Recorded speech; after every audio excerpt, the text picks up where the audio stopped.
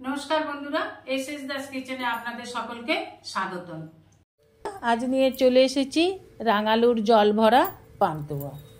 নিয়ে নিয়েছি 300 গ্রাম রাঙালু। ভালো করে উপরের খোসাটা ছাড়িয়ে একটু নুন আর জল দিয়ে সিদ্ধ করে নিতে হবে। সিদ্ধ করার সময় অবশ্যই মনে করে একটু লবণ দিয়ে দেবেন, খুব সামান্য পরিমাণে। সিদ্ধ করে নিয়েছি। এবার একটু গরম অবস্থায় ভালো করে ম্যাশ করে নেব, যেন একটুও ডালা না থাকে। ঠিক এইভাবে ম্যাশ করে নিতে হবে। ম্যাশ করা হয়ে গেছে।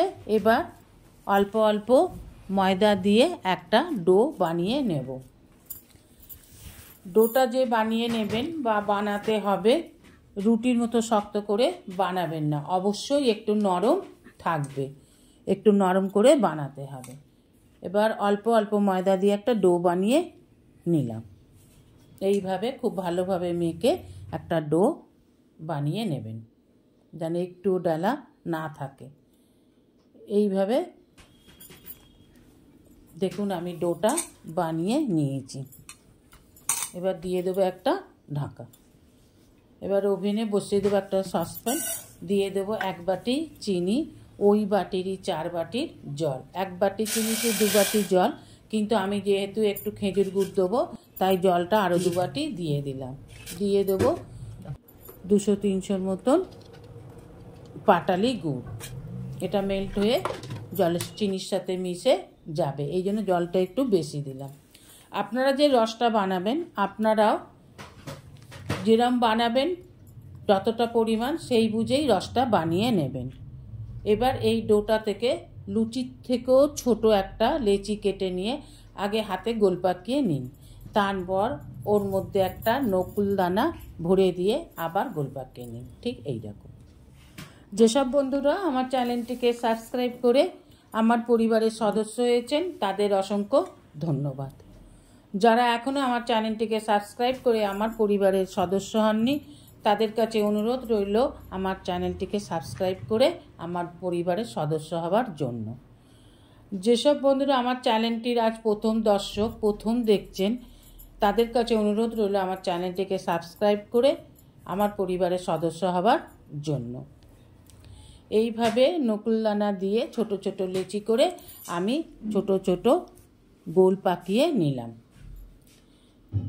এবার ওভেনে কড়া বসিয়ে দিয়ে দেবো সাদা তেল। যেহেতু ডিপ ফ্রাই হবে তাই তেলটা একটু বেশি দিতে হবে। তেল গরম হয়ে গেলে গ্যাসের ওভেনটাকে একেবারে লো করে দিতে হবে। লো করে দিয়ে এবার বানিয়ে রাখা গোলাগুলোকে, রাঙালুর গোলাগুলোকে দিয়ে দিন। দিয়ে উল্টে পাল্টে একটু নেড়ে দিন, যাতে একে আর একটার সাথে জড়িয়ে না যায়। এইভাবে উল্টে পাল্টে ব্রাউন করে ভেজে তুলে নিতে হবে। একটু সময় নিয়ে ভাজবেন। অবশ্যই গ্যাসের ফ্লেমটাকে লো রেখে ভাজবেন। যদি পরে বোঝেন হতে খুবই দেরি হচ্ছে, তখন একটু হাই করে দেবেন, কিন্তু ভাজাটা লো ফ্লেমেই ভালো। এবার যেগুলো লাল হয়ে আসছে সেগুলোকে বেছে তুলে নিতে হবে। সব তো একসাথে ব্রাউন হবে না, যেগুলো একটু ডিপ ব্রাউন হয়ে আসবে সেগুলোকে এবার তুলে নিন। এইভাবে বেছে বেছে তুলে নিতে হবে। সবগুলোকে এইভাবে ব্রাউন করে তুলে নেব। একটা কথা বলে রাখি বন্ধুরা, ইউটিউবে গিয়ে এসএস দাস কিচেন সার্চ করবেন, এটি আমার চ্যানেল। চ্যানেলটিকে সাবস্ক্রাইব করবেন, পাশে থাকা বেল আইকনটিতে ক্লিক করে দেবেন নিউ ভিডিওর আপডেট পাওয়ার জন্য। এবং এসএস দাস কিচেনের 200টিরও বেশি ভিডিও আমার শেয়ার করা আছে, সেই ভিডিওগুলোকে একবার দেখে নেবার অনুরোধ রইল। এইভাবে সব গোলাপ জামুনগুলোকে ভেজে নিলাম। রস আমার আগেই করা ছিল। এবার সব কটাকে রসে দিয়ে ভালো করে নেড়ে দিয়ে এবার ঢাকা দিয়ে দেবো 10-15 মিনিটের জন্য। 10-15 মিনিট পর ফিরে আসছি। 10-15 মিনিট পর একটা প্লেটে তুলে নিলাম। দেখুন রসে দেবার জন্য রাঙালুর পান্তুয়াগুলো কত বড় বড় হয়ে উঠেছে। ওপর থেকে রস ছড়িয়ে দিয়ে পরিবেশন করুন।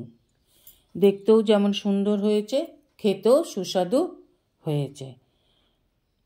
এইভাবে বাড়িতে করে খেয়ে দেখবেন। ভেতরে রস ভরা, পুরো নকুলদানাগুলো গলে গিয়ে রসে পরিণত হয়ে গেছে।